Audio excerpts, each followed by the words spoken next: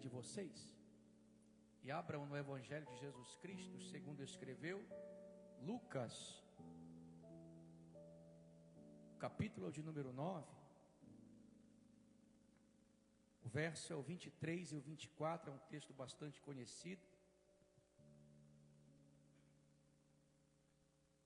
Quero falar um pouco sobre voluntariado e renúncia. Quem achou, diga amém. Lucas 9, verso 23 e o verso 24. Diz assim o texto: dizia a todos: se alguém quer vir após mim, a si mesmo se negue, dia a dia tome a sua cruz e siga-me. Pois quem quiser salvar a sua vida, perdê-la-á. Quem perder a vida por minha causa, esse a salvará. Pai, fala conosco, Senhor. Nós queremos ouvir a tua voz esta noite. Fala conosco em nome de Jesus. Tomai os vossos assentos. Empreste os seus ouvidos por alguns minutos. Serei objetivo e direto. Trabalhar um pouco dentro daquilo que a igreja está trazendo para vocês neste lugar esta noite. Queridos, nós temos observado que a cada ano que se passa, o número de pessoas que se declaram convertidas a Cristo tem crescido de uma forma impressionante. No Brasil, particularmente, já somos mais de 55 milhões de pessoas que se declaram evangélicas. Ou seja, é quase 30% da nossa população. No mundo, nós somos mais de 600 milhões de pessoas, de cristãos evangélicos, espalhados em vários continentes do mundo. Mas a pergunta aqui que me anseia, que ecoa no coração de cada um de nós que estamos aqui, é: será que realmente essas pessoas se converteram? Será que essas pessoas compreendem de fato o plano da salvação que está em Cristo Jesus? Ou essas pessoas apenas aderiram a uma religião sem experimentar verdadeiramente a transformação do novo nascimento em Cristo Jesus? Será que o evangelho que está sendo pregado é de fato o evangelho da cruz? O evangelho que está sendo pregado é o evangelho da renúncia que a Bíblia nos declara? Porque nós vivemos em dias em que o evangelho que está sendo propagado é o evangelho superficial. É o evangelho onde as pessoas são moldadas pela emoção e não pela convicção daquilo que de fato querem em Cristo Jesus. Um evangelho que te promete benefícios, mas ao mesmo tempo não exige de você arrependimento. O evangelho que fala de vitórias, mas não menciona que nós devemos sacrificar em favor dele. Fala de vitória, mas não menciona sacrifício. Que fala sobre conquistas, mas esconde a cruz de Cristo que nós conhecemos na palavra. Contudo, o verdadeiro evangelho que nós conhecemos é aquele que nos confronta. O verdadeiro evangelho é aquele que nos exorta diante dos nossos erros, dos nossos pecados. O verdadeiro evangelho é aquele que nos chama para o arrependimento genuíno, para uma vida de renúncia, para uma vida afastada de erros, de pecados. Esse é o evangelho que nós conhecemos. O evangelho que nos convida todos os dias a matar o nosso próprio eu. Para quê, pastor? Para que Cristo verdadeiramente venha fazer morada em mim. Essa palavra nos ensina a matar este eu, a matar o egoísmo, o egocentrismo dentro de nós. Observe que nos versos anteriores, em Lucas, capítulo de número 9, o verso é o 22, o próprio Cristo, ele se reporta aos seus discípulos e diz assim mesmo: olha, é necessário o quê? Que o Filho do Homem sofra muitas coisas.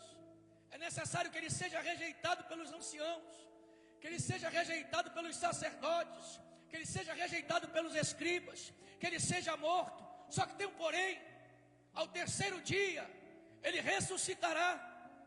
Aí Mateus registra aqui esse mesmo episódio, no capítulo 16, versos 21 e 23, e diz assim: ele mostra aqui a reação de Pedro. Por quê? Porque Pedro tenta impedir Jesus. Aí Pedro diz assim mesmo: Senhor, tem compaixão de ti? De modo algum isso acontecerá contigo. Só que Jesus, quando olha para Pedro, Jesus repreende aquilo que está acontecendo. Jesus repreende as palavras de fraqueza de Pedro. Ele diz para ele assim mesmo: olha, reda, Satanás, porque tu és para mim pedra de tropeço, porque tu não cogita das coisas de Deus, mas tu cogita, Pedro, das coisas do homem. Ou seja, o que é que eu aprendo aqui? Não há discípulo ou discipulado sem cruz, não há glória sem sofrimento, e não há Cristo sem renúncia para todo aquele que serve a Deus. Que glória teria para nós se tudo fosse fácil? Que glória teria se nós não tivéssemos que passar por sofrimentos, por lutas, por problemas, por dificuldades? Carregar a cruz todos os dias é renunciar ao mundo, é renunciar às coisas que te aproximam cada vez mais, sabe, desta sociedade ao qual nós estamos vivendo hoje, de tudo é fácil, onde as coisas vêm com facilidade, onde você não tem que renunciar às coisas da carne para viver para Cristo. É exatamente depois de afirmar sobre a cruz de Cristo, que Jesus olha para Pedro, que Jesus olha para os discípulos aqui, em Lucas 9, 23, e diz assim mesmo para eles: se alguém quiser vir após mim, negue-se, mas negue-se a si mesmo, negue o seu eu, tome a cada dia a sua cruz e siga-me. Primeiro ponto aqui, que é que eu entendo: o evangelho está para todos, só que nem todos estão disponíveis para este evangelho aqui. Vou repetir: o evangelho está para todos, só que não são todos que estão disponíveis para viver esta palavra, para viver este evangelho. E o verso 23 aqui, na parte A, diz que o Senhor Jesus dizia para todos, ou seja, Ele não faz acepção de pessoas, ao contrário, Ele chama para si não somente os discípulos, mas Ele chama toda a multidão para junto dele. Olha só o que Jesus está falando aqui, irmãos. É tão importante, presta atenção, que se negligenciado for isso aqui, pode levar aqueles ouvintes que estavam naquele momento, ou pode levar nós que estamos aqui à morte eterna. Se cada uma dessas palavras proferidas por Jesus forem negligenciadas, grande é o risco de nós termos morte eterna. O grande problema da igreja moderna nos dias de hoje é que muitos são apenas aqui simpatizantes. Só que Jesus não está em busca de pessoas simpatizantes com seu evangelho. Jesus está em busca de trabalhadores comprometidos com a sua verdade. Jesus está em busca de trabalhadores comprometidos com a sua palavra, comprometidos com o seu evangelho, comprometidos em renunciar para viver para Ele. Não sei se você está entendendo, porque eles esqueceram que aquele que tem o poder de incluir, pode também excluir. Quem não carrega consigo a verdade de Cristo, o mesmo que inclui, é o mesmo que exclui se nós não carregarmos conosco a verdade. Não basta apenas dizer a si mesmo: Senhor, em culto de missões, eis-me aqui, e não seguir, porque aquele que não segue, a Bíblia diz que pelo fruto nós conheceremos. Pode até por um tempo se esconder, só que os frutos, vai chegar o momento que eles vão aparecer. Em Mateus capítulo 7, no verso 21, Jesus disse assim, que nem todo aquele que me diz, Senhor, Senhor, entrará no reino dos céus. Olha só, mas aquele que faz a vontade do meu Pai. Aí o apóstolo João, ele escreve, na sua primeira epístola, no capítulo 4, e o verso é o 21, ele diz assim mesmo: amados, olha o que ele diz, preste atenção, não dei créditos a qualquer espírito. Olha só, espírito aqui, ideologia, gênero, palavra diferente daquela que vocês receberam. Mas ele fala assim, ó, antes, provai os espíritos que procedem de Deus, porque muitos falsos profetas têm saído pelo mundo afora. Presta atenção aqui, João não está dizendo que quem é discípulo, João está dizendo aqui que quem é discípulo não dá crédito a qualquer tipo de ideia, não dá crédito a qualquer tipo de doutrina. Quem é discípulo entende que pão é pão e palavra é palavra. Quem é discípulo entende quando é Jesus que está falando. É muito fácil nós chegarmos em um culto de missões como esse e dizer para você que você não tem que renunciar, que você não tem que sacrificar, que o evangelho é o evangelho que só vai te fazer prosperar, só vai te fazer crescer, só vai te fazer avançar. Não. Jesus fala que aquele que perder a sua vida, salvá-la-á. E quem perder a sua vida por amor do seu nome, esse a salvará. Ou seja, primeiro se perde, para depois você ganhar.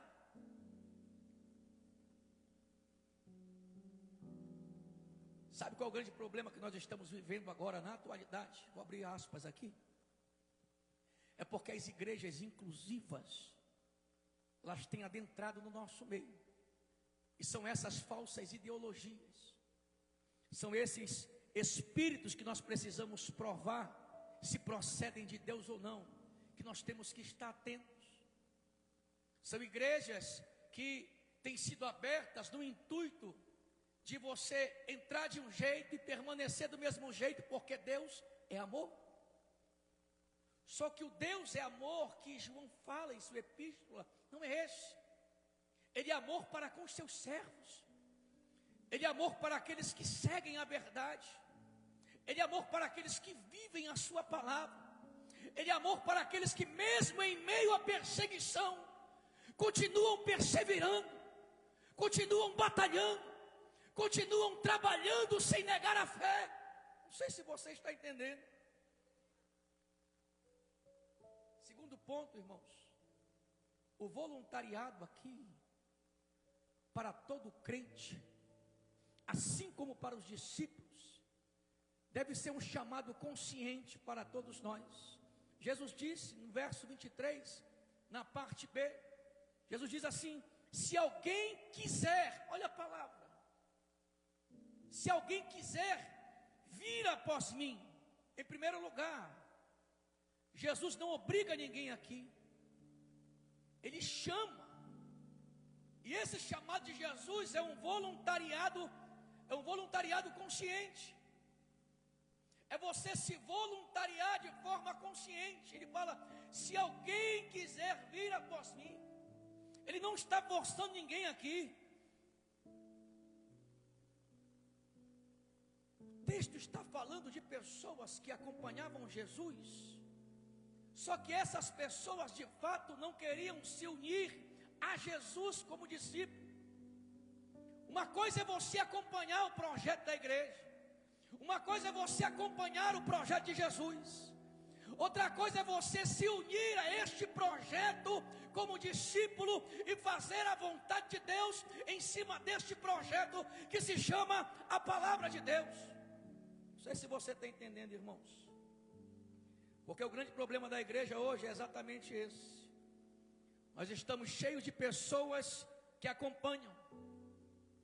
Só que essas pessoas que acompanham, muitos delas são pessoas que não se unem. São pessoas que querem estar perto, mas não querem compromisso. São pessoas que querem ser usadas, mas não querem pagar o preço para serem usadas por Deus. Não querem pagar o preço com oração. Não querem pagar o preço com meditação na palavra. Não querem pagar o preço com devocional. Não tiram um dia sequer para jejuar. em favor da obra, em favor da missão, em favor sequer da sua própria vida, da sua família, para que as coisas venham a acontecer. Observe, o texto aqui ele apresenta uma condição. Qual é a condição, pastor? Se alguém quiser, a si mesmo se negue. Essa é a condição. Olha só, muitos dizem assim: ah, pastor, eu amo as coisas que eu faço, eu amo quem eu sou. Você ama o que você faz, você ama o que você é, mas talvez ainda não tenha se convertido. Aí Jesus se reporta a você e diz assim mesmo: então você ainda não está preparado para viver o meu evangelho. Então você ainda não está preparado, porque chegarão momentos difíceis para a igreja, chegarão momentos de aperto. Nós vivemos um momento em que a igreja não está sendo perseguida. Nós vivemos um momento em que a palavra de Deus ela pode ser pregada em qualquer lugar no nosso país. Nós não estamos vivendo em momentos de perseguição. Quando muitos estão dizendo que a igreja está sendo perseguida, ela não está. Nós não sabemos ainda o que é ser perseguido. Oxalá que nós podemos pregar a palavra. Quando muitos querem pregar a palavra e não podem. Estes dias eu vi um africano recebendo uma Bíblia de presente, uma Bíblia de estudo. Quase eu choro vendo aquele homem com a cara no pó, ao receber a Bíblia, um exemplar da Bíblia, uma Bíblia de estudo, porque eles não têm,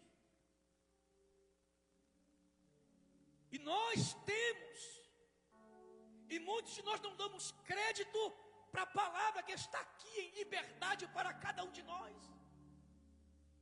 Você não vive em perseguição, você tem liberdade. E o que falta para você verdadeiramente se despertar para viver as promessas de Deus, para viver a palavra de Deus, para pregar este evangelho, para se dispor em sair pelas ruas, evangelizar. Porque pregar em um púlpito como esse é fácil, mas os púlpitos que estão lá fora estão livres para mim, para você, quando nós não queremos fazer este trabalho. Só que para ser discípulo, Jesus aqui estabelece princípios que precisam ser seguidos. Ele força alguém? Não. Ele deixa claro: se alguém quiser vir após mim. Ou seja, é necessário querer, irmãos. E a palavra querer no grego aqui, o grego é telei no original. Telei significa aquele que deseja, aquele que almeja. Ou seja, existe uma condição, olha para cá, existe uma condição que precisa ser cumprida. Querer aqui é desejar. Será que nós desejamos esta palavra? Será que nós desejamos servir? Será que nós desejamos de fato fazer missões, quando muitos nem sequer evangelizam as pessoas dentro da sua própria casa? Desculpa de falar, mas isso acontece. Será que nós somos crentes de verdade, irmãos? Será que a nossa família, quando olha para nós, tem nós como espelho? Será que a sua família, quando olha para você, tem você como espelho? Será que ela deseja servir a Deus quando olha para você e vê em você um homem de Deus? Aleluia. Jesus não está falando de autoestima aqui não, irmão. Jesus está falando de um preço que precisa ser pago. Jesus não está falando aqui de habilidades. Jesus não está perguntando se você tem habilidades ou não. Ele está perguntando para você se você tem disponibilidade para servir a Ele, disponibilidade para fazer a obra. Não é questão de autoestima, não é questão de habilidade, é questão de querer, de desejar, de arder essa chama diariamente no seu coração.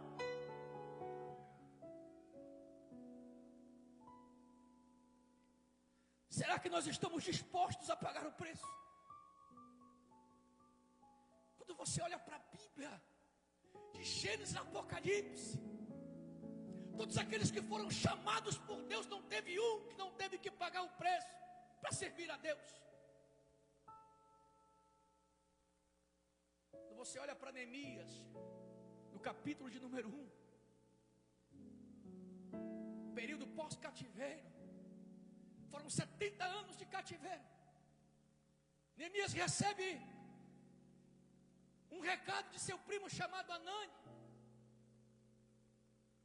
Anani leva a notícia para ele e diz que as muralhas estavam ao chão, que as portas de Jerusalém continuavam queimadas, os muros continuavam no chão, ou seja, uma cidade desprotegida, já não havia juízo entre eles, já ninguém julgava mais a causa do pobre, do necessitado, do órfão, da viúva. Quando Neemias vê que a obra está parada, 70 anos se passaram, e aquilo continuava do mesmo jeito, Neemias se compadece. A Bíblia diz que ele passou cerca de 3 meses orando e jejuando pela mesma causa. Mas o engraçado do texto é que quando Neemias ora a Deus, para Deus colocar Neemias em um lugar de posição, pastor, em um lugar de destaque, ele não pede isso para se vangloriar. Ele não pede isso para dizer, olha, Deus vai me exaltar e vai te deixar lá, porque tem muito crente que é assim. Deus vai te abater por terra, vai me exaltar. Deus não vai abater servo nenhum para te exaltar, para te colocar em condição de destaque, porque o amor que Ele tem por ti, Ele tem por Ele. Mas uma coisa é certa, independente das lutas, das dificuldades, nós venceremos. Ele disse que estaria conosco todos os dias, até a consumação dos séculos. É você desejar ardentemente uma posição, um lugar de destaque, com o intuito do nome do Senhor ser glorificado através de você, com o intuito de você se posicionar como cristão, como crente, aonde Deus colocar você. Homens se corrompendo na política, homens se corrompendo dentro da igreja, pessoas que um dia pediram cargos a Deus e Deus entregou na mão deles aquilo que eles pediram, e essas pessoas se desviaram da fé, negaram o nome de Deus. Jesus disse que não há nada que esteja encoberto que não venha a ser descoberto. Aquilo que está sendo feito às escuras, Ele diz, será colocado e posto à própria luz. Sabe qual é o grande mal que nós estamos vivendo na igreja? Desculpe levar para esse lado. A igreja que nós vivenciamos hoje é uma igreja que mata profetas. É uma igreja onde nós estamos observando irmãos matando irmãos. É uma igreja que se alegra com a queda do outro, quando o dever da igreja é orar, quando a Bíblia nos ensina a orar sem cessar um pelos outros. Em terceiro lugar, olha para cá, o caminho da cruz é um caminho de renúncia. Jesus disse, abre aspas, neguem-se a si mesmo. Aquele que quiser vir após mim, aquele que deseja vir após mim, negue-se a si mesmo. Ou seja, quem deseja seguir a Cristo, essa pessoa que deseja, ela não pode pegar atalhos, ela não pode arrumar jeitinhos, ela não pode fazer do jeito que ela quer, porque já não depende de si. Esta pessoa, a partir de agora, quando ela nega a si mesma, ela não depende de si, ela depende do próprio Deus. Aleluia. Quem nega a si mesmo, entenda, abre mão do seu próprio eu. Por quê, pastor?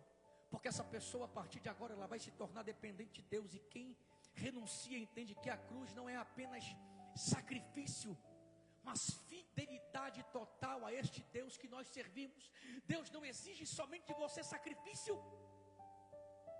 Deus exige de nós fidelidade a Ele,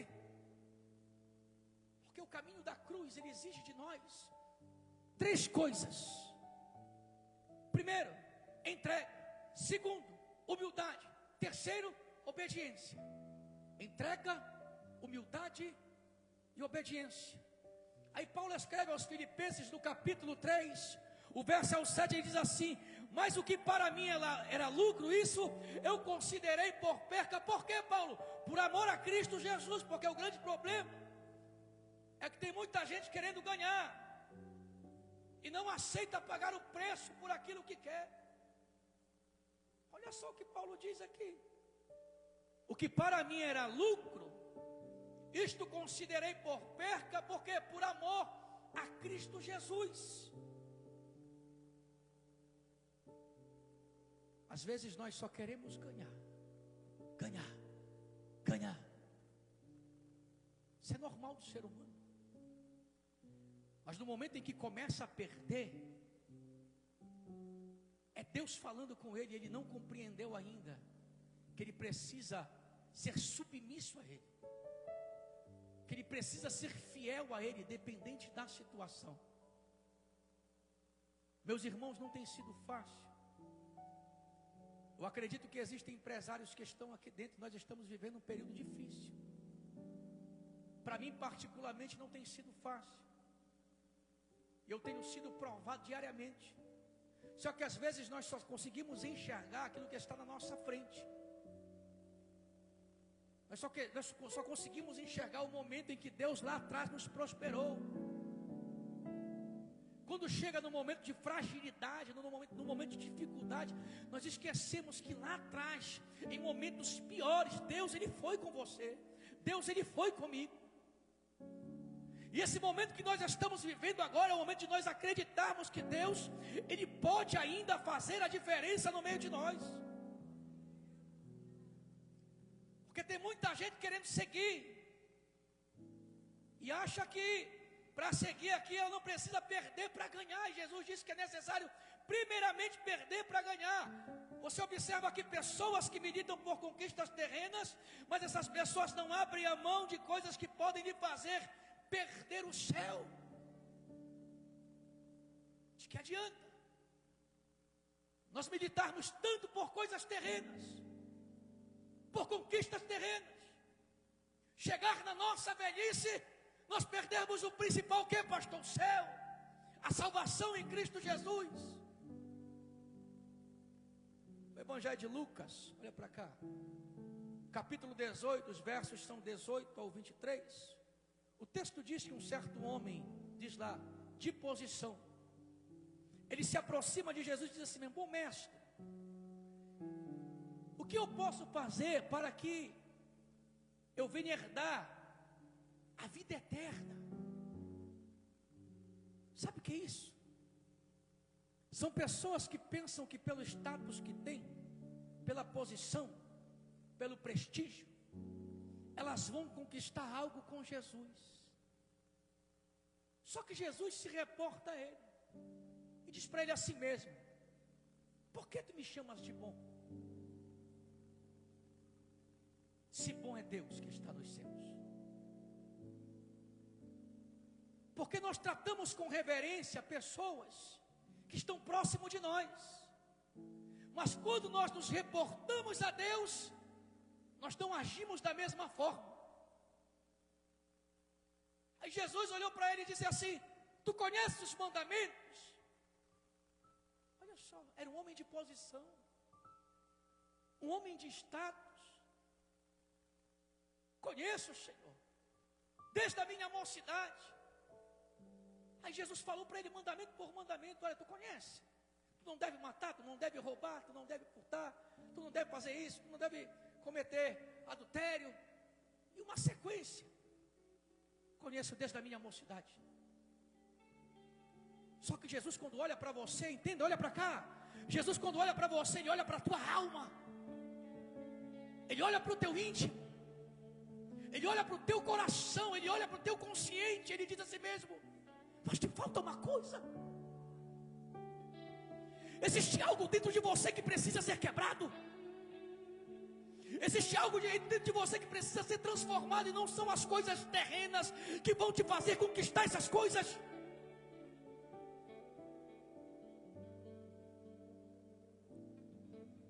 Vende tudo que tu tem e dá aos pobres a partir de agora. Aí o texto diz que aquele homem se entristeceu muito, porque era muito rico. Jesus não está falando no texto que é proibido você ser rico. Jesus não está falando no texto que a prosperidade não é dele, não é isso. Ele está falando que muitas vezes nós colocamos as coisas terrenas na frente daquilo que é a própria palavra de Deus. Eu não posso colocar o meu eu, a minha pessoa, os meus bens, a minha família, os meus filhos na frente do propósito que Deus tem na minha vida. Eu não posso amar mais as coisas do que a Deus. O grande problema da igreja da atualidade é achar que vai viver do jeito que quer, e o céu vai permanecer aberto para eles, irmãos. Pessoas achando que pelo status, que pela posição, que pelo prestígio, essas pessoas elas vão conquistar o reino de Deus. Aí o mesmo evangelista do texto que nós estamos lendo, Lucas vai dizer no capítulo de número 12, o texto inicia dizendo que miríades de pessoas se aglomeravam, ao ponto de eles se atropelarem, de passarem um por cima dos outros, no capítulo 12 de Lucas. Olha só. Só que a grande preocupação de Jesus naquele momento ali, não era com a multidão que aqui estava.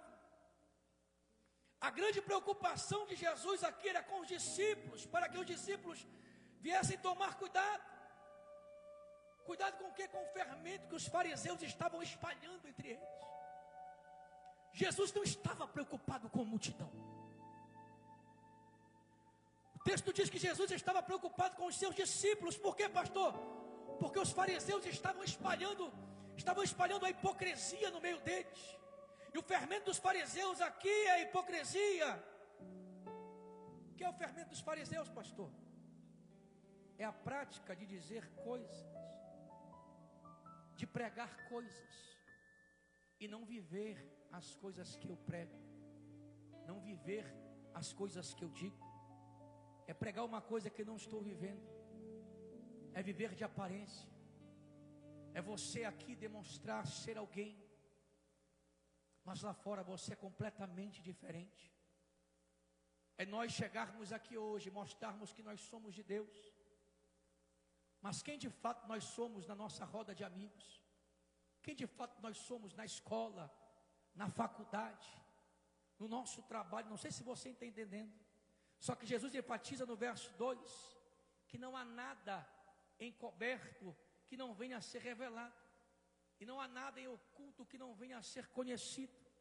Só que em meio a tudo isso, olha para cá, no verso 13 ele diz assim: um homem que estava no meio da multidão, ele faz um pedido aqui inusitado. Jesus diz assim: mestre, olha só o que ele diz: ordena que meu irmão reparta comigo a herança. Aí a resposta de Jesus para ele é assim mesmo: homem, quem me constituiu juiz ou repartidor entre vocês? Observe que o ponto de partida aqui no texto, ele não está nos bens que de igual modo precisava ser repartido. Por quê, pastor? Porque Jesus está falando aqui sobre a avareza, e Jesus vai trazer uma séria advertência. Aí o texto diz assim mesmo: então lhes recomendou, tende cuidado, e guardai-vos de toda e qualquer avareza, pois a vida de um homem não consiste no tanto dos bens que ele possui.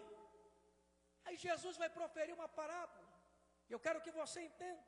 Aí ele vai dizer assim: olha, o campo de um homem produziu com fartura, produziu com abundância, e arrazoava comigo consigo, dizendo assim mesmo: o que farei, pois não tenho aonde recolher os meus frutos?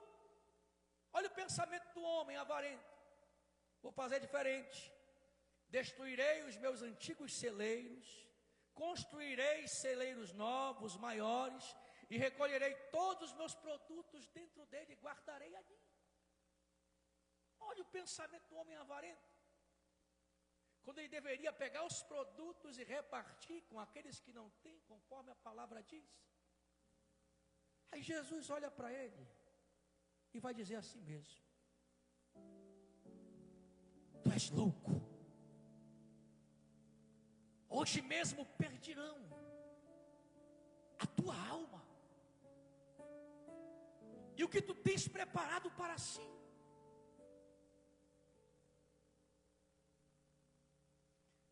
Será que nós estamos preparando a nossa vida para receber o nosso Senhor?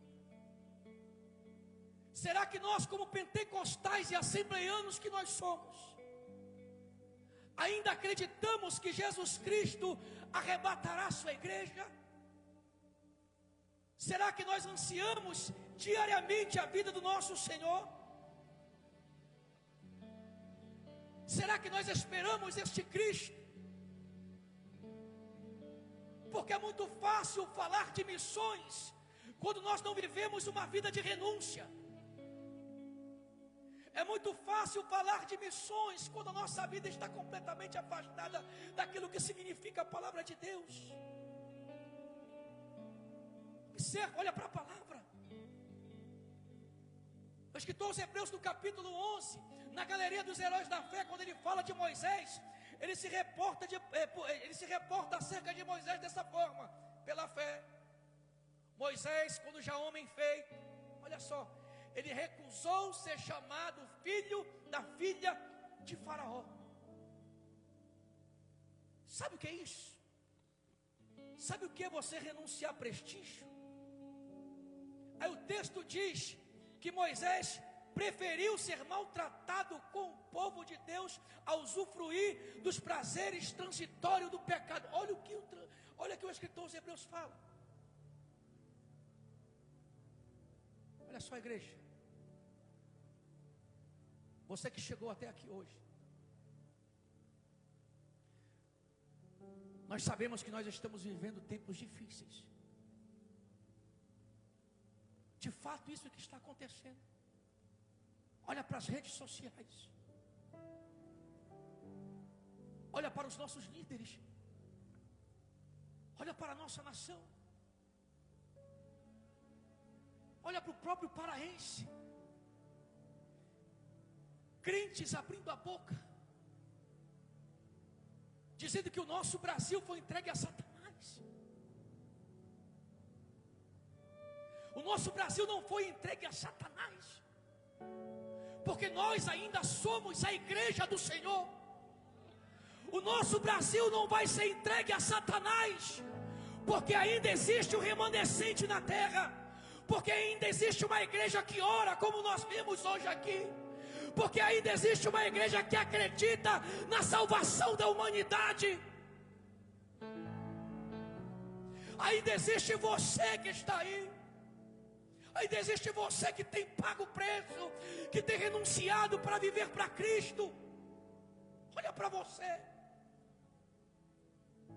Quando falarem que a igreja está diferente, olha para você, porque a igreja é você. A igreja não é um templo. A igreja não foi profanada, porque a igreja somos nós. A igreja são aqueles que foram entregues de fato a Jesus. Nós não vivemos mais na antiga dispensação. A igreja é você. Você carrega a igreja dentro de você. Então permaneça sendo igreja de Cristo. Queria que você se fosse de pé.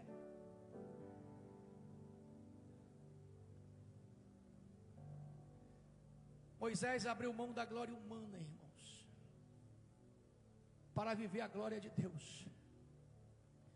E no tempo em que nós estamos vivendo, nós devemos abrir mãos da glória humana para viver o propósito da glória de Deus na nossa vida.